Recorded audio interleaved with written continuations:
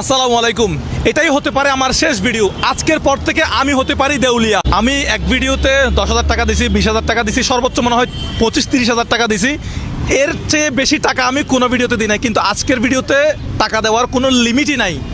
আজকের ভিডিও আমি দেউলিয়া হয়ে যেতে পারি। আজকের ভিডিওর পর থেকে আপনারা, এটা আমার শেষ ভিডিও হয়ে যেতে পারে। ভাই আপনি একটু এদিকে আসেন। আসসালামু আলাইকুম, আপনার নাম? আমার নাম মোহাম্মদ আনোয়ার ইসলাম।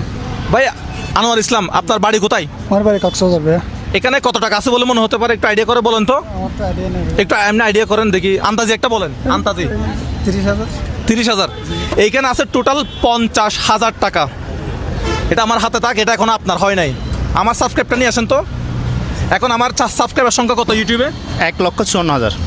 আমার আজকে কত তারিখ, কয়টা বাজে একটু বলে দেন। আজকে কত তারিখ? আজকে 19 তারিখ, 4:51 বাজে। আমি এরকম ঝুঁকি আর কখনো নেই নাই। আমি এটা না করলে ভালো হবে। আমি আমি একটু দর্শকদেরকে বুঝাই বলি। আজকে কত তারিখ, কয়টা? আজকে হচ্ছে যে 19 তারিখ, জানুয়ারি 19 তারিখ, কয়টা বাজে? 4:51। ভিডিওটা শ্যুট করব, ভিডিওটা আপলোড করে ফেলবো, কোনো এডিট করব না, ঠিক আছে? কয়টা বলছেন আপনি? 4:51।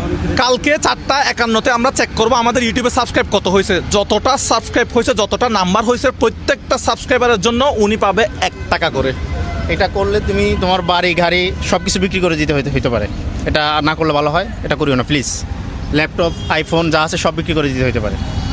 মানে আমি চাই না যে আচ্ছা, এটা করব। এখন উনি কথা বলবে।